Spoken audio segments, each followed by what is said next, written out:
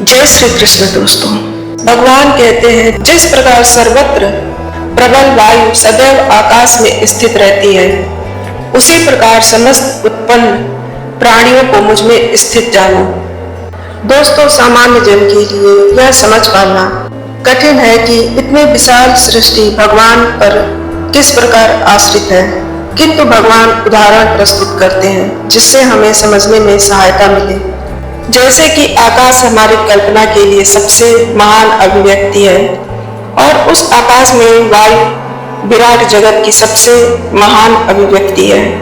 वायु की गति से प्रत्येक वस्तु की गति प्रभावित होती है, किंतु वायु महान होते हुए भी आकाश के अंतर्गत ही स्थित रहती है, वह आकाश से परे नहीं होती। इसी प्रकार समस्त विचित्र विराट अभिव्यक्तियों का अस्तित्व भगवान की परम इच्छा के फलस्वरूप है और वे सब इस परम इच्छा के अधीन है। जैसा कि हम लोग प्रायः कहते हैं कि उनकी इच्छा के बिना एक पत्ता भी नहीं हिलता, इस प्रकार प्रत्येक वस्तु उनकी इच्छा के अधीन गतिशील है। उनकी ही इच्छा से सारी वस्तुएं उत्पन्न होती हैं, उनका पालन होता है और उनका फिर से संहार होता है। इतने पर भी वे प्रत्येक वस्तु से उसी प्रकार पृथक रहते हैं जिस प्रकार वायु के कार्यों से आकाश रहता है। उपनिषदों में कहा गया है कि वायु भगवान के भय से प्रवाहित होती रहती है। भगवान की अध्यक्षता में परमा तेज से चंद्रमा, सूर्य, अन्य विशाल लोग घूम रहे हैं। इसी प्रकार ब्रह्म संहिता में कहा गया है कि यह सूर्य की गति का वर्णन है। कहा गया है कि सूर्य भगवान का एक नेत्र है और इसमें ताप तथा प्रकाश फैलाने की अपार शक्ति है, तो भी यह गोविंद की परम इच्छा और आदेश के अनुसार अपनी कक्षा में घूमता रहता है। अतः हमें वैदिक साहित्य से इसके प्रमाण प्राप्त हैं। यह विचित्र तथा विशाल लगने वाली भौतिक सृष्टि पूरी तरह से भगवान के वश में है। इसकी व्याख्या इसी अध्याय के अगले श्लोकों में की गई है। हे कुंती पुत्र, कल्प का अंत होने पर सारे प्राणी मेरी प्रकृति में प्रवेश करते हैं और अन्य कल्प के आरंभ होने पर मैं उन्हें अपनी शक्ति से पुनः उत्पन्न करता हूँ। इस विराट भौतिक अभिव्यक्ति का सृजन, पालन तथा संहार पूर्णतः भगवान की परम इच्छा पर निर्भर है। ब्रह्मा का एक दिन हमारे 1000 चतुर्युग के बराबर है और ब्रह्मा का एक रात्रि भी इतने ही दिनों का होता है। ब्रह्मा के एक महीने में ऐसे 30 दिन तथा 30 रातें होती हैं और उनके एक वर्ष में ऐसे 12 महीने होते हैं।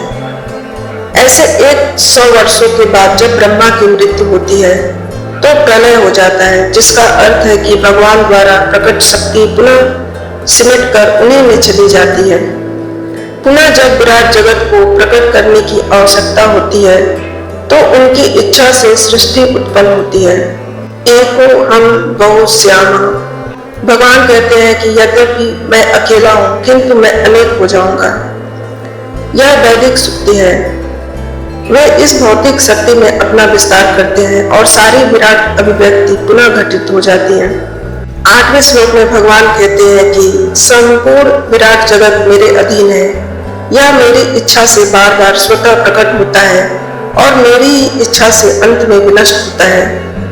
यह भौतिक जगत भगवान की अपरा शक्ति की अभिव्यक्ति है। इसकी व्याख्या कई बार की जा चुकी है।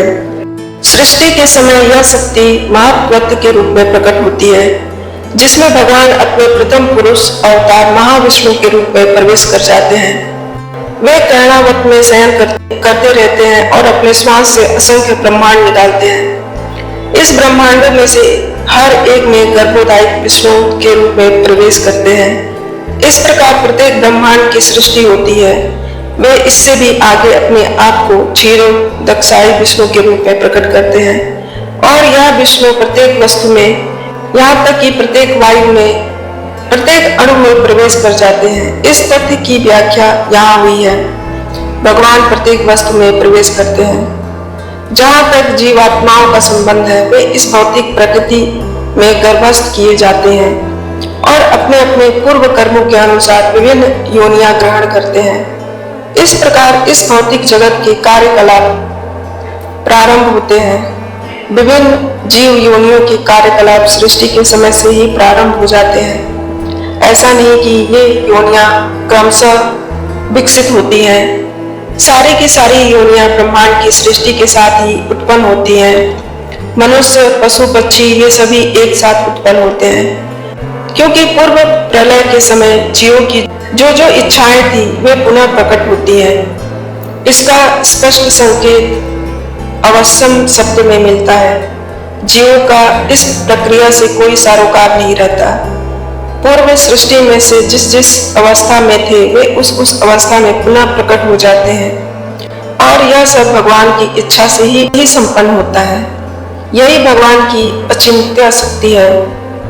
विभिन्न योनियों को उत्पन्न करने के बाद भगवान का उनसे कोई नाता नहीं रह जाता। यह सृष्टि विभिन्न जीवों की रुचियों को पूरा करने के उद्देश्य से की जाती है, अतः भगवान इनमें से किसी तरह से बद्ध नहीं होते। भगवान आगे कहते हैं कि हे धनंजय, ये सारे कर्म मुझे नहीं बांट पाते, लेकिन मैं उदासीन की भांति इन सारे भौतिक कर्मों से सदैव विरक्त रहता हूँ। इस प्रसंग में यह नहीं सोच लेना चाहिए कि भगवान के पास कोई काम नहीं, वे अपने वैकुंठ लोक में सदैव व्यस्त रहते हैं। कहा गया है कि वे सतत दिव्य आनंद में आध्यात्मिक कार्यों में रत रहते हैं, किंतु इन भौतिक कार्यों से उनका कोई सरोकार नहीं रहता।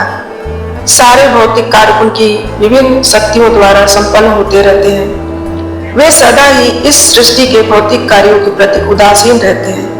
इस उदासीनता को ही यहाँ पर उदासीनवत कहा गया है।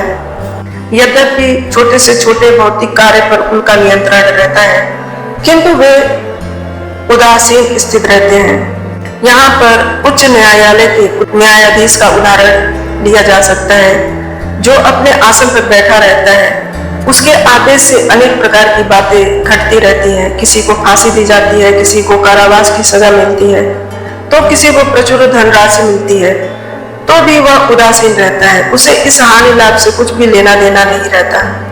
इसी प्रकार भगवान भी सदैव उदासीन रहते हैं, यद्यपि प्रत्येक कार्य में उनका हाथ रहता है।